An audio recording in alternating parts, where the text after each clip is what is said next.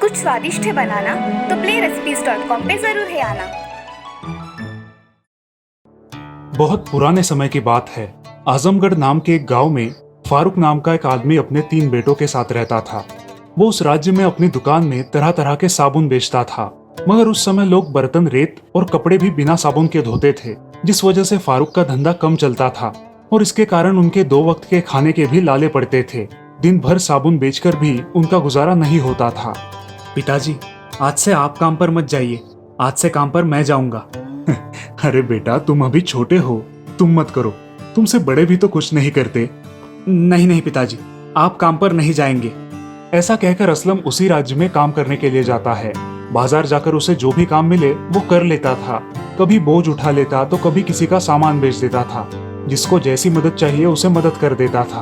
उसके बदले में जो भी दाम मिले उस कमाई से उनका घर का गुजारा होता था।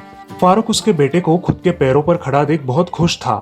एक दिन असलम बाजार में काम कर रहा था, तभी वहां एक शाही फरमान आता है, सबने अपने सर झुका लिए जाए, राजकुमारी इस रास्ते से जा रही है, सब रास्ते के किनारे खड़े हो जाए।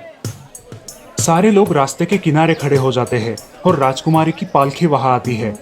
अचानक पास ही के जंगल से एक शेर वहां आता है और सारे लोग भागने लगते हैं। शेर राजकुमारी के पालकी के पास आता है और जोर जोर से गुर्राने लगता है।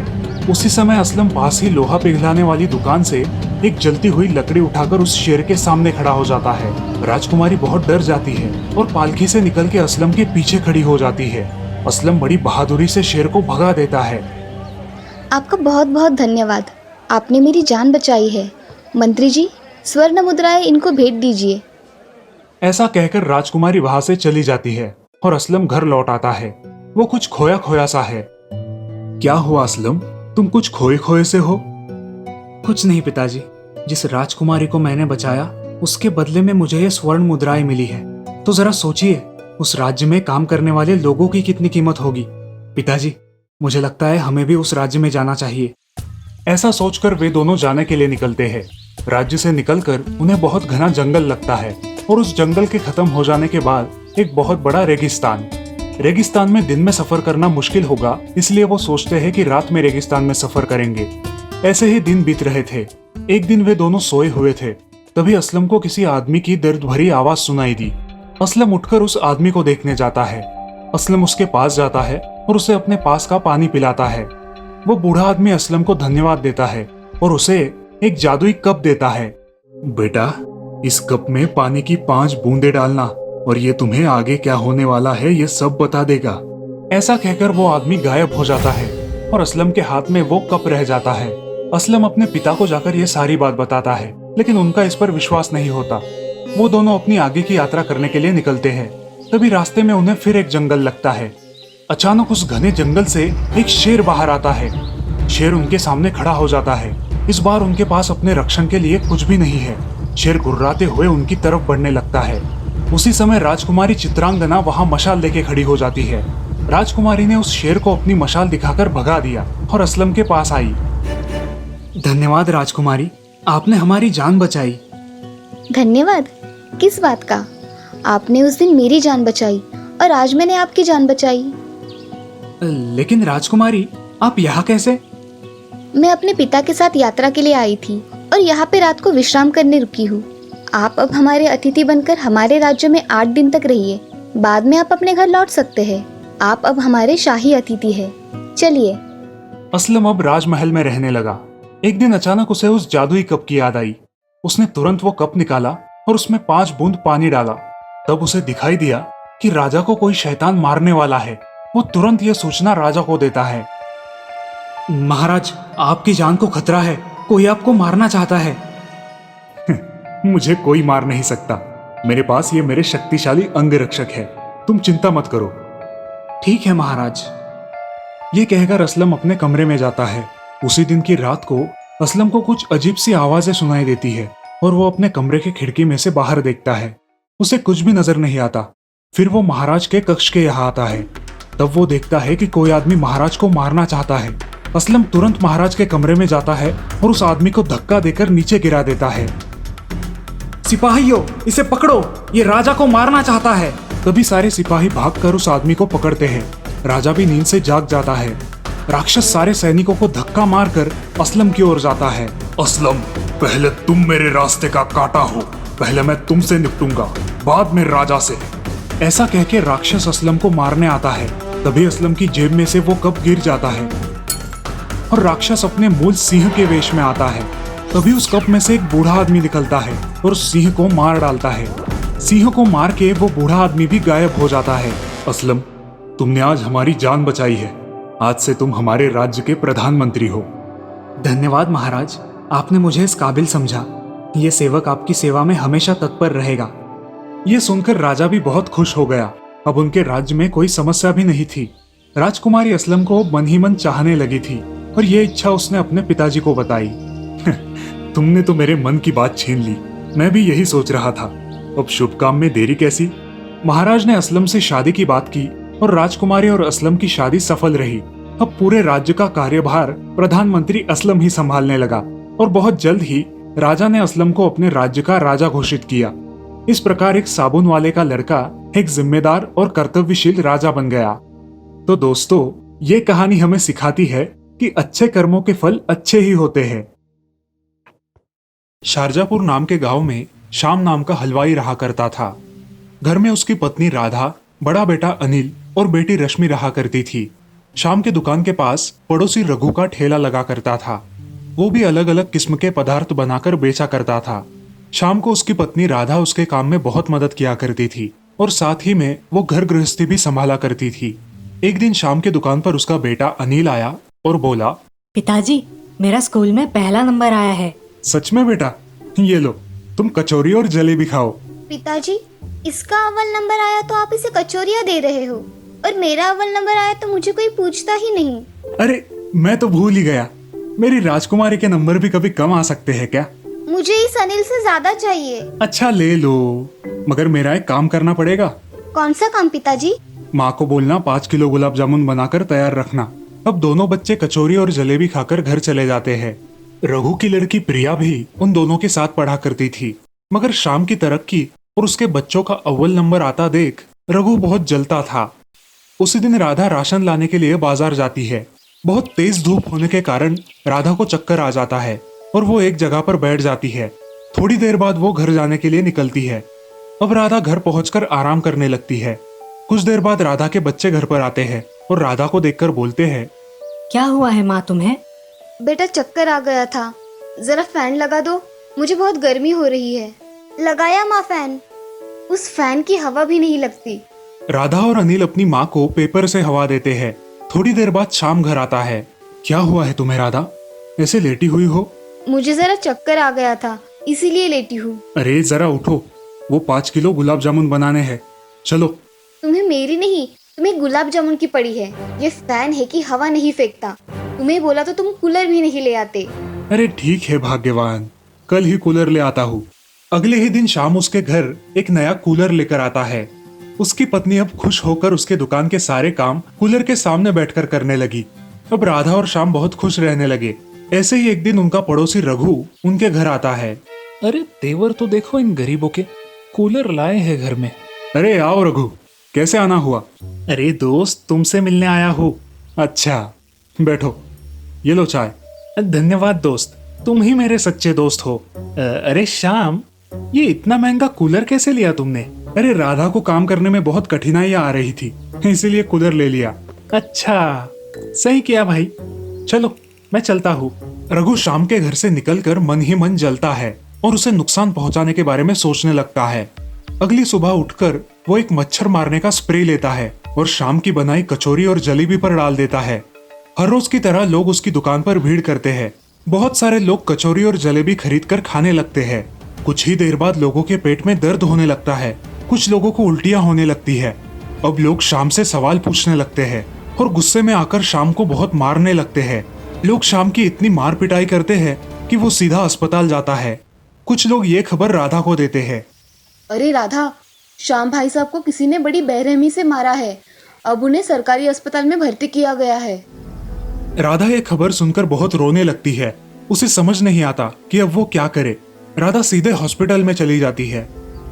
अजी, ये क्या हुआ है? आपको गांव के लोगों ने क्यों मारा? श्याम इस सदमे से कोमा में चला जाता है, लेकिन राधा के पास उसका इलाज करने के लिए पैसे भी नहीं होते। अब राधा मायूस होकर घर चली आती है। राधा को देख उसके बच्चे उससे पूछते हैं, माँ, पिताजी कहाँ पर है? वो तुम्हारे साथ क्यों नहीं आए? पिताजी को डॉक्टर ने आराम करने को बोला है, इसीलिए वो अस्पताल में आराम कर रहे हैं।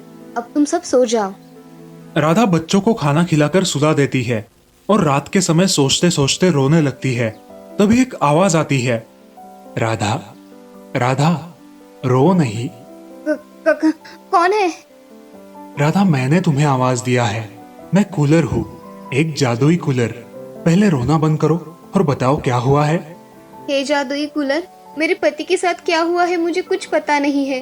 उन्हें लोगों ने बहुत मारा है, जिसकी वजह से वो कोमा में है, और उनका इलाज करने के लिए मेरे पास पैसे भी नहीं है। अब मैं क्या करूं जादुई कूलर? राधा, पहले रोना बंद करो।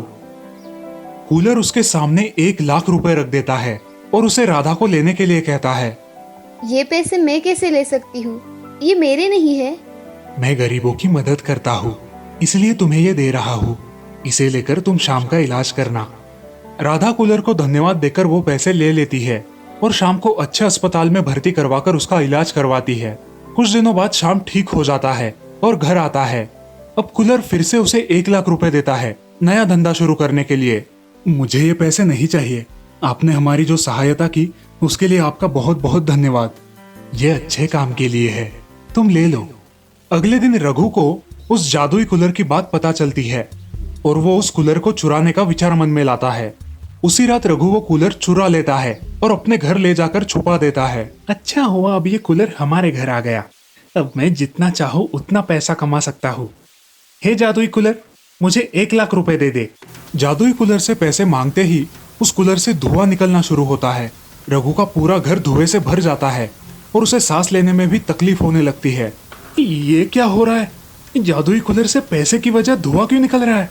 लालची रघु, अगर तुमने खुद जाकर शाम से माफी नहीं मांगी तो मैं तुम्हें जलाकर राख कर दूंगा और तुम्हें समझ भी नहीं आएगा कि क्या हुआ है।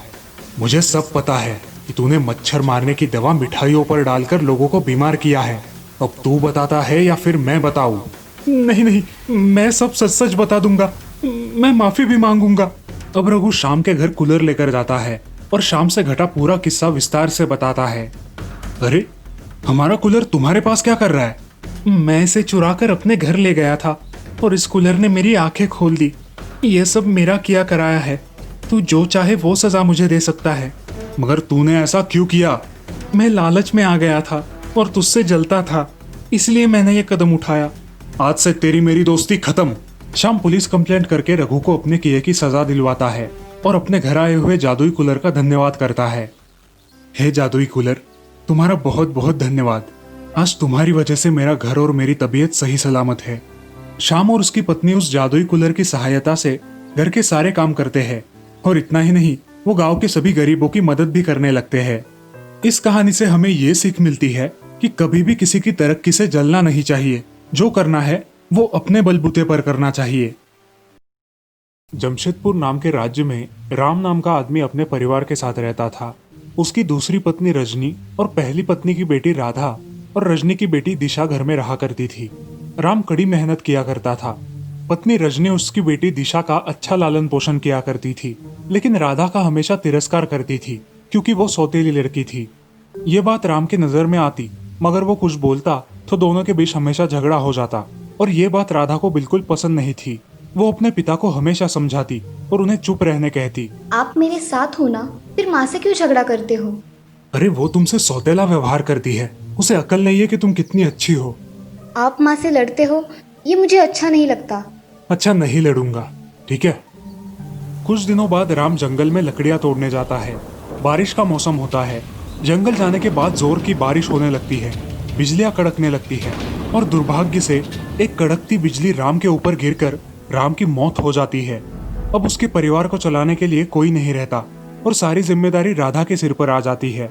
राधा अब घर के सारे काम करने लगी और बाहर कुछ काम मिले तो वो भी करने लगी। इस सब के बावजूद रजनी उससे सौतेला व्यवहार ही करती थी, लेकिन बेचारी राधा चुपचाप घर के सारे काम किया करती थी। काम करते समय अगर उससे कुछ गलती हो गई तो उसकी माँ उसे सजा देती थी। ऐसे ही एक दिन राधा आंगन में काम कर रही थी। उसकी माँ ने उसे आवाज दिया। अरे ओ राधा, कहाँ मर गई? ये काम कौन करेगा? आई माँ। अरे जल्दी आ, क्या कर रही है? हाँ माँ, बोलो क्या काम है? ये यहाँ पड़े कपड़े ऐसे ही पड़े रहने देने वाली है क्या? तुझे कपड़े नहीं धोने हैं क्या? जी माँ, वो रह गया, अभी करती हूँ। राधा अब कपड़े धोने बैठती है और कपड़े धोते धोते बहुत रोने लगती है। कपड़े धोने के बाद वो घर में चली जाती है। घर में जाते ही रजनी उसे बहुत भला बुरा कहती है। इतनी देर काम कर रही हो जैसे तुम्हारी माँ तुम्हें बहुत काम देती है। अब जल्दी जल्दी खाना बनाओ, मुझे बहुत जोरों की भूख लगी है। हाँ माँ, बहुत भूख लगी है, जल्दी खाना बनाओ। अब दिशा और रजनी एक जगह बैठकर गप्पे मारने लगते हैं और कुछ काम नहीं करते। ये सब देखकर राधा को बहुत बुरा लगता है, लेकिन वो अपना काम चुपचाप करने लगती है। ऐसे ही एक दिन राधा आंगन में कुछ लकड़ियां काट रही थी और तभी उसके हाथ में चोट लग गई। वो जोर जोर से रोने लगी। उसकी आवाज सुनकर उसकी माँ और उसकी बहन वहां आई। क्या हुआ? क्यों चिल्ला रही हो? उसके हाथ में खून देख दिशा बोलती है, दीदी को कुछ लगा है। अरे कुछ नहीं हुआ है, काम करने में उतनी ही छूट मिल जाती है, इसीलिए ये नाटक कर रही है। और ऐसा कहकर रजनी वहां से चली जाती है, लेकिन दिशा उसे हल्दी लगाती है। धन्यवाद दिशा। अब दिशा वहां से चली जाती है और राधा अपने माँ की याद निकालकर रोने लगती है। अगले दिन राधा फिर से काम करने लगती है। उसके हाथ में बहुत दर्द होता है, फिर भी वो काम करती ही रहती है। वो कुएं में से पानी निकालने जाती है और गलती से उसके हाथ से बाल्टी पानी में गिर जाती है। जोर से आवाज होती है। वो आवाज सुनकर रजनी बाहर आती है। क्या हुआ कलमुही? अब क्या नुकसान किया तूने? मेरा तो तू नुकसान ही कर रही है। कुछ नहीं माँ, हाथ से बाल्टी गिर गई। और कर नुकसान। जा चल, बाल्टी निकाल कर ला। मुझे तैरना नहीं आता माँ, मुझे डर लगता है पानी से, मैं नहीं जाऊंगी। तू मुझे क्या पागल समझी है क्या? राधा बहुत रोने लगती है, फिर भी उसकी माँ उसे बहुत भला बुरा कहती है और अगर बाल्टी नहीं मिली तो घर में ना आने के लिए बोलती है। अब राधा के सामने कुएं में कूदने के अलावा कोई उपाय नहीं बचता। वो भगवान का नाम लेती है और एक रस्सी की मदद से कुएं में उतरने लगती है। वो बहुत गहराई तक पानी में उतरती है, मगर उसे कोई बाल्टी नजर नहीं आती। वो और अंदर जाती है। अनजाने में वो एक सुंदर तालाब में आ जाती है। वो तालाब से बाहर निकलती है और उस तालाब के बाहर की दुनिया देखकर बहुत खुश हो जाती है। बाहर निकलने के बाद वहां के रास्ते पर उसे एक सेब का पेड़ दिखाई देता है जो रो रहा था। राधा उस पेड़ के पास जाती है और उससे बात करती है। हे सेब के पेड़, तुम क्यों रो रहे हो? क्या हुआ है तुम्हें? बेटी, मेरा ये पेड़ सेब के वजन से झुक गया है और मेरी टहनियाँ भी झुक गई है। इससे मुझे बहुत दर्द हो रहा है। क्या तुम मुझ पर लगे इन सेब को निकालोगी? क्यों नहीं पेड़, मैं अभी निकाल देती हूँ। ऐसा कहकर राधा उस पेड़ से सारे सेब निकाल लेती है। अब वो पेड़ बहुत हल्का महसूस करता है और राधा से कहता है, धन्यवाद बेटी, तुमने मेरी बहुत बड़ी मदद की है। अब मुझे हल्का हल्का महसूस हो रहा है। बेटी, तुम अब इस रास्ते से आगे जाओ। राधा उस पेड़ को धन्यवाद देके आगे बढ़ती है। आगे बढ़कर उसे एक गाय दिखाई देती है जो लंगड़ कर चल रही थी। वो गाय लंगड़ते हुए उसके पास आई और राधा से कहा, बेटी, क्या तुम मेरी थोड़ी मदद कर दोगी? हाँ करूँगी ना, बताओ क्या मदद करूँ मैं आपकी? मेरे पैर में कांटा चुभा है, क्या उसे निकाल दोगी? बहुत मदद होगी तुम्हारी। हाँ, मैं निकाल देती हूँ। राधा गाय के पैर से कांटा निकाल देती है। कांटा निकालते ही गाय को बहुत अच्छा लगता है और गाय उसे आशीर्वाद देती है। मुझे मदद करने के लिए धन्यवाद। बेटी, अब तुम आगे जा सकती हो और अगर तुम्हें कोई भी ज़रूरत हो तो तुम मुझे आवाज़ लगा देना, मैं आ जाऊंगी। अब राधा उस गाय के बताए मुताबिक एक पहाड़ी पर चढ़ने लगती है। चढ़ते चढ़ते रास्ते में उसे एक जंगल लगता है जहाँ बहुत सारे पशु पक्षी होते हैं। तभी एक चिड़िया उसके कंधे पर आकर बैठती है और उससे बातें करने लगती है। लड़की, तुम कहाँ से आई हो और यहाँ क्या कर रही हो? कुएं में मेरी बाल्टी गिर गई थी, इसीलिए उसे लाने के लिए मैं पानी में कूद गई और यहाँ आ पहुँची। यहाँ की दुनिया तो बड़ी ही अनोखी है। यहाँ के सारे प्राणी बोलते हैं क्या? हाँ, यहाँ के सारे जानवर बोल सकते हैं और अपने मुताबिक जी भी सकते हैं। इस जंगल को भगवान का आशीर्वाद मिला है। तुम अब आगे जाओ। ठीक है। अब चिड़िया जैसा बताती है वैसा ही राधा करती है। आगे जाकर उसे एक झोपड़ी दिखाई देती है जो घास से बनी हुई थी। राधा उस झोपड़ी के पास जाती है और उसका दरवाजा ठकठकाती है। तभी अंदर से एक बूढ़ी दादी बाहर आती है। तुम कौन हो और यहाँ कैसे आई? मैं इस जंगल में तालाब से आई हूँ और मुझे बहुत भूख भी लगी है। क्या आप मुझे कुछ खाने को दोगी? मैं तुम्हें खाना दूंगी, मगर उसके बदले में तुम्हें मेरा एक काम करना होगा। कौन सा काम करना होगा मुझे? तुम्हें घर की साफ सफाई करनी होगी और साथ ही साथ खाना भी बनाना होगा। हाँ, मैं कर लूँगी दादी। मुझे ये सारे काम आते हैं दादी, मैं ये सारे काम करूँगी। दादी उसे खाने के लिए खाना देती है और राधा अब दादी के साथ ही उस झोपड़ी में रहने लगी। वो घर के सारे काम करने लगी और दादी को भी उससे लगाव होने लगा। ऐसे ही एक दिन राधा जंगल में घूम रही थी। वहां उसे एक सुंदर राजकुमार दिखाई दिया और देखते ही उसे वो पसंद आ गया। अब राधा बस उस राजकुमार के ही सपने देखने लगी। क्या सोच रही हो बेटी? तुम कुछ खोई खोई सी हो। दादी, आज मैंने जंगल में एक राजकुमार को देखा जो बहुत ही खूबसूरत है। बेटी, वो इस राज्य के राजा का बेटा है। वो बहुत ही दयालु और दिलदार है। कुछ दिन बीत जाते हैं। एक दिन राधा को अपने माँ की बहुत याद आने लगती है। वो ये बात दादी को बताती है और दादी उसे एक झरने के पास लेकर जाती है। राधा बेटी, तुम इस झरने से तुम्हारे घर पहुंच जाओगी। ये लो तुम्हारी बाल्टी। ये तो सोने से भरी हुई है। राधा झरने के नीचे खड़ी रहती है और उसके बदन पर सोने के आभूषण आ जाते हैं। दादी, ये किसके लिए है? ये सब तुम्हारे लिए है। अब ये झरना तुम्हें तुम्हारे घर तक ले जाएगा। ऐसा कहते ही राधा वहाँ से गायब हो गई और अपने माँ के घर लौट आई। माँ देखो, ये तो राधा है ना? इसके बदन पर कितने आभूषण हैं, देखो, सब सोने के लगते हैं। रजनी भी वहाँ आ जाती है और राधा से पूछताछ करती है। राधा सब सच बता देती है। अब उसकी माँ लालच में आकर अपनी बेटी दिशा से कहती है, बेटा दिशा, तू भी उस कुएं से उस जंगल में जा और जल्दी से सोना लेकर आ। जी माँ, अभी जाती हूँ। अब दिशा उस कुएं में कूद जाती है और तालाब से बाहर निकलती है। वो राधा ने बताए हुए रास्ते पर चलने लगती है। उसे भी रास्ते में वो सेब का पेड़ दिखाई देता है। बेटी, मेरे पेड़ के सेब निकाल दोगी? मुझे सोना चाहिए, मैं तुम्हारे पेड़ के सेब तोड़ने नहीं आई हूँ। ऐसा कह के दिशा उस पेड़ को वैसा ही छोड़ के आगे चली जाती है। अब आगे उसे रास्ते पर वो लंगड़ी गाय मिलती है। गाय उससे कहती है, बेटी, क्या तुम मेरी थोड़ी मदद कर दोगी? मैं यहाँ तुम्हारी मदद करने के लिए नहीं आई हूँ, मैं यहाँ सोना लेने आई हूँ। ऐसा कह के दिशा वहाँ से भी चली जाती है। आगे जाकर उसे वो घना जंगल लगता है और उसके कंधे पर वही चिड़िया आकर बैठती है। दिशा गुस्से से उस चिड़िया को पकड़कर फेंक देती है, जिसकी वजह से वो जख्मी हो जाती है। चिड़िया उससे कहती है, घमंडी लड़की, तूने मुझे जख्मी क्यों किया? मैं यहाँ तुम्हें जख्मी करने या तुमसे बात करने नहीं आई हूँ, मैं यहाँ सोना लेने आई हूँ। ऐसा कह के दिशा आगे चली जाती है। अब उसे पहाड़ी पर वो झोपड़ी दिखाई देती है। वो जल्दी जल्दी में उस झोपड़ी के पास जाती है और दादी को आवाज देती है, दादी, ओ दादी, कहाँ हो आप? अब दादी झोपड़ी से बाहर आती है और उसे देखकर बोलती है, कौन हो तुम बेटी? मैं राधा की बहन हूँ दादी, मैं यहाँ सोना लेने आई हूँ। अरे तुम राधा की बहन हो? आओ, अंदर आओ। नहीं दादी, मैं यहाँ रहने नहीं आई हूँ, मैं यहाँ सोना लेने आई हूँ। अरे राधा ने मेरे घर के सारे काम किए थे। मुझे वो सारे काम नहीं आते, मुझे सिर्फ सोना चाहिए। आप मुझे जल्दी से सोना दे दो, मुझे मेरे माँ के पास भी जाना है। तुम्हें बहुत जल्दी है जाने की। अच्छा तुम ऐसा करो, तुम मेरे साथ आओ और इस झरने के नीचे खड़ी रहो। दादी जैसे कहती है वैसा ही दिशा करती है और झरने के नीचे जाकर खड़ी हो जाती है। तभी झरने का पानी दिशा के शरीर पर पड़ने लगता है और दिशा का रंग पूरा काला हो जाता है। अब वो उसका रंग देखकर दादी से बोलती है, दादी, झरने के पानी से मेरा रंग काला क्यों हो गया? मुझे सोना चाहिए, ये काला रंग नहीं। जिसका मन जैसा, ये झरना उसको वैसा ही फल देता है। राधा का मन साफ था, इसलिए उसको सोना मिला और तुम सिर्फ अपने ही बारे में सोचती रहती हो, इसलिए तुम्हें इस जादुई झरने ने काला रंग दिया है। अब ये हमेशा तुम्हारे साथ रहेगा। अब तुम चाहो तो इस झरने से घर जा सकती हो। अब दिशा रोते हुए अपने घर पहुंच जाती है और घर पहुंचते ही अपने माँ से कहती है, माँ देखो, उस दुनिया में कुछ नहीं मिलता। कौन हो तुम और ये दिशा जैसी आवाज कहाँ से आ रही है? अरे माँ, मैं दिशा ही हूँ, मेरा रंग काला हो गया है उस दुनिया में जाके। ऐसा कैसे हो सकता है? ये कलमू ही राधा तो इतना सोना लेकर आई और तुम ये काला रंग लेकर आई हो। अरे ओ राधा, कहाँ मर गई?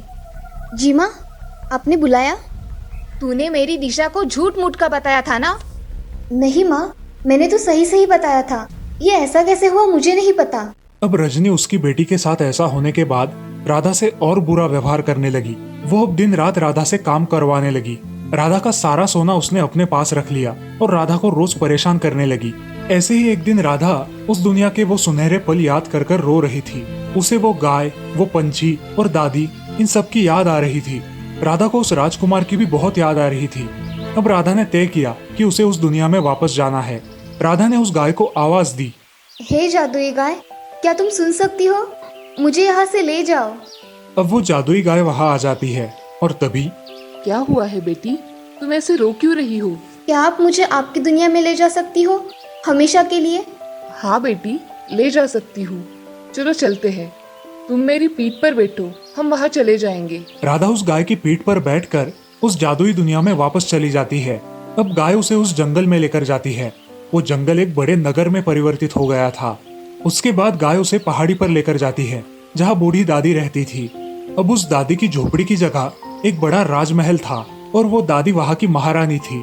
दादी, ये सब ऐसा कैसे हो गया? राधा, ये एक बहुत बड़ा नगर है जहाँ हम सब रहते हैं। जब कोई अनजान आता है तो उसके लिए ये जंगल बन जाता है। क्या हुआ राधा, तुम ऐसे अचानक यहाँ कैसे आई? मेरी माँ मुझे बहुत परेशान करती है। मैं चाहती हूँ कि मैं हमेशा आप ही के पास रहूँ। मेरे बाबा जाने के बाद आप ही ने मुझे इतना प्यार किया है। आपसे मुझे बहुत प्यार मिला है, इसी वजह से मैं आपके पास रहना चाहती हूँ। ठीक है, तुम यहाँ हमेशा के लिए रह सकती हो राधा। तुम्हारा अच्छा स्वभाव हमें बहुत पसंद आया, इसीलिए मैं चाहती हूँ कि आप मेरे राजकुमार से शादी कर लो और हमेशा के लिए इस राज्य में राज करो। मगर मैं कैसे दादी? क्यों? तुम्हें पिछली बार राजकुमार पसंद आया था ना? वो राजकुमार मेरा पुत्र है। क्या तुम उससे शादी करना चाहोगी? हाँ। दादी अपने पुत्र को राधा से मिलाती है और उस राजकुमार को भी राधा देखते ही पसंद आ जाती है। अब उन दोनों की शादी धूमधाम से होती है और राधा उस नगर की महारानी बन जाती है और खुशी खुशी उस राज्य में अपना जीवन व्यतीत करती है।